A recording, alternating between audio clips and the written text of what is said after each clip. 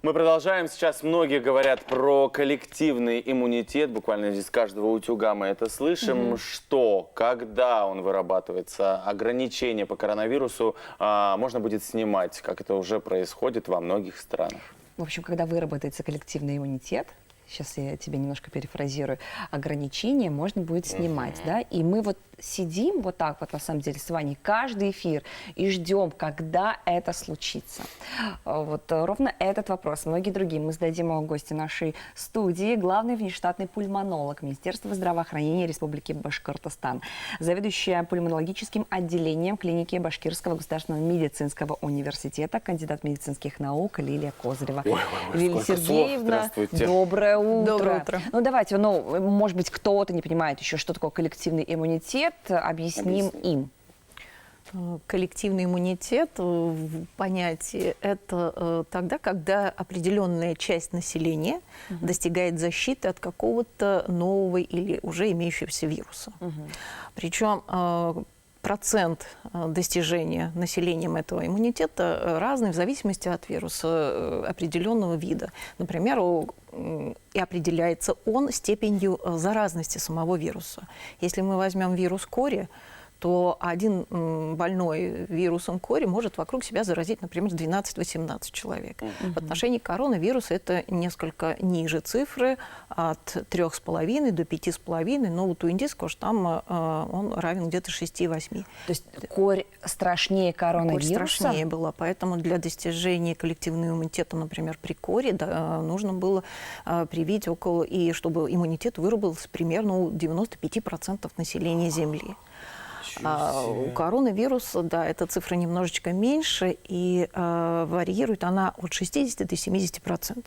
Слушай, тогда вот вернемся к коре. Если это вопрос вашей компетенции, вот тогда удалось, когда были вспышки кори, вообще, когда это было? Мы победили корь. Победили. В России вот реально? мы победили корь, да. 95% населения было привито. Да, за счет вакцинации именно. Вот мне знаете, что интересно? А тогда против вакцины от кори тоже выступали люди, говорили, ой, да не буду я прививаться, эти вакцины меня убьют или еще что-то такое? Нет, я думаю, что тогда такого не было, потому что эпидемия была намного страшнее, она унесла жизнь очень многих людей, и детей она уносила. Страшнее, чем корона?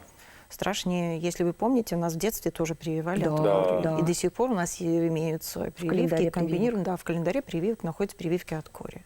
Итак, но мы говорим про коронавирус, значит, какой процент населения должен быть привит, чтобы вот этот самый коллективный иммунитет у нас выработался? Примерно 60-70%.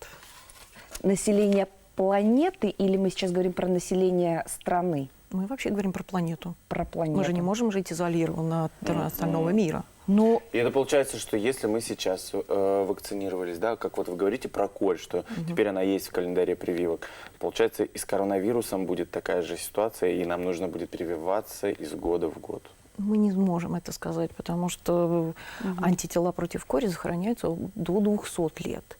Антитела против вируса гриппа сохраняются примерно полгода-год. Поэтому у нас вакцинация от гриппа стоит в ежегодном календаре прививок. Что будет с коронавирусом, пока никто ничего не знает. Это новая инфекция. Да. Мы сейчас только-только начинаем работать с вакцинами. Мы наблюдаем результаты. И нам нужно время, чтобы оценить это все. А вот коллективный иммунитет – это единственное, что нас вернет к доковидной жизни? Да, представьте себе, что вот среди определенной группы людей находится больной коронавирусной инфекцией. И он заражает вокруг себя. Но если на его пути встает, например, человек, у которого есть иммунитет, он может прервать эту цепочку.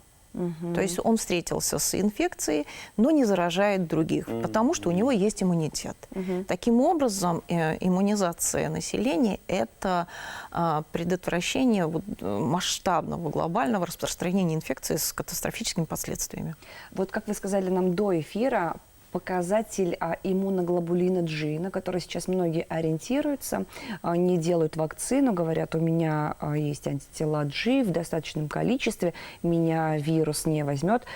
Вы сказали, что, оказывается, Это Опыт совсем показывает, не то, на что нужно панацея, ориентироваться. Опыт показывает, что это не абсолютная защита. Вообще иммунная система человека это достаточно сложная, имеет сложное строение, много функций. И у нас есть два звена в иммунной системе. Это Т-клеточное звено и Б-клеточное звено. И каждый из них отвечает за какие-то определенные свои, имеет свои функции. Так вот, противовирусная защита в основном ложится на первое звено, Т-клеточное звено.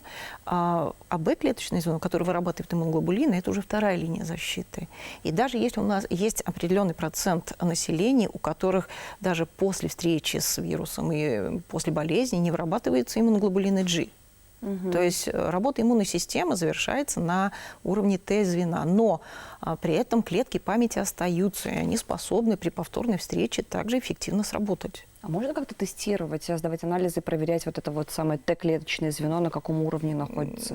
Есть анализ иммунограммы с определением субпопуляции лимфоцитов. Вот там подробно рассматриваются как раз все показатели Т-клеточного звена, в том числе натуральные киллерные клетки, которые именно убивают вирус. Но среди Т-лимфоцитов есть не только киллеры, там есть супрессоры, хелперы. Еще раз говорю, иммунная система очень сложная. Своя насыщенная жизнь, да? Там своя насыщенная роль. жизнь, да, и она иногда работает в пользу хозяина, иногда, как при аутоиммунных заболеваниях, она работает против хозяина. Так вот, вирусы, те же самые вирусы гриппа, коронавирус, он иногда способен менять свойства иммунной системы и заставить работать ее против хозяина. Что мы наблюдаем после перенесенной коронавирусной пневмонии, когда развивается, например, интерстициальное поражение легких как раз аутоиммунного характера. И такие пациенты, и такой опыт у нас сейчас уже есть. Лилия Сергеевна, вы сказали, что во времена, когда у нас бушевал вирус H1N1, это птичий грипп, свиной грипп, да, вы шли к пациентам, прежде вы кушали. Вы ели, потому что еда, она вас, то есть вы сытые, не голодные, были защищены от попадания вируса в ваш организм. С коронавирусом это так работает? Не совсем от попадания, но мы, когда человек кушает, в крови выбрасывается определенное количество лейкоцитов, так называемый пищевой лейкоцитоз, и таким образом мы повышали защиту от возможного проникновения инфекции. То есть мы не были защищены от попадания инфекции, но мы немножко стимулируем свою иммунную систему, чтобы быть готовым к встрече с этим вирусом. Вы не заболевали? Не заболевали. То же самое касается туберкулеза. Туберкулезом редко болеют люди, которые ведут социально адаптивный образ жизни, не голодают и не подвергают себя каким-то экстремальным стрессовым воздействиям. Про коронавирус можно тоже сказать, что... То же самое, он же не отличается у нас от других вирусов. То есть любая инфекция может вызвать заболевание у человека, у которого нарушен свой иммунный статус. В норме здоровый, нормальный человек не должен болеть. То же самое касается пневмонии. В общем-то, в большинстве случаев мы сталкиваемся и с вирусными, и с бактериальными агентами, но не каждый из нас болеет пневмонией. Для этого нужны определенные условия. То есть для этого нужны внешние и внутренние факторы. И сочетание их приводит к заболеванию. То же самое с коронавирусной инфекцией. Инфицированы многие, но кто-то болеет в легкой форме, кто-то бессимптомно, кто-то в тяжелой. Этому способствует, конечно, и так называемые коморбидные состояния, или сопутствующие заболевания, или фоновые какие-то заболевания, возраст. Абсолютно верно, что с возрастом и активность иммунной системы ослабляется, и люди старше 65 лет у нас намного уязвимее в отношении коронавируса, чем молодые и здоровые. Ой, друзья, У меня еще куча вопросов, но это уже за эфиром. мы, пожалуй, еще раз пригласим вас в нашу студию. Вырабатываем коллективный иммунитет, друзья, вакцинируемся, противостоим все вместе этой самой инфекции, этому самому коронавирусу. И будем здоровы, Будем хочется здоровы, сказать, да. Сегодня что у нас? Сегодня отличный день. Пятница, классное настроение. Да, Да. его в нашей Кандидат компании. медицинских наук, главный внештатный пульмонолог Министерства здравоохранения Республики Башкортостан, заведующая пульмонологическим отделением клиники БГМУ Лилия Козырева была сегодня вместе с нами. Лилия Сергеевна, вам хорошей пятницы, классных выходных. Спасибо за полезную информацию. Спасибо вам.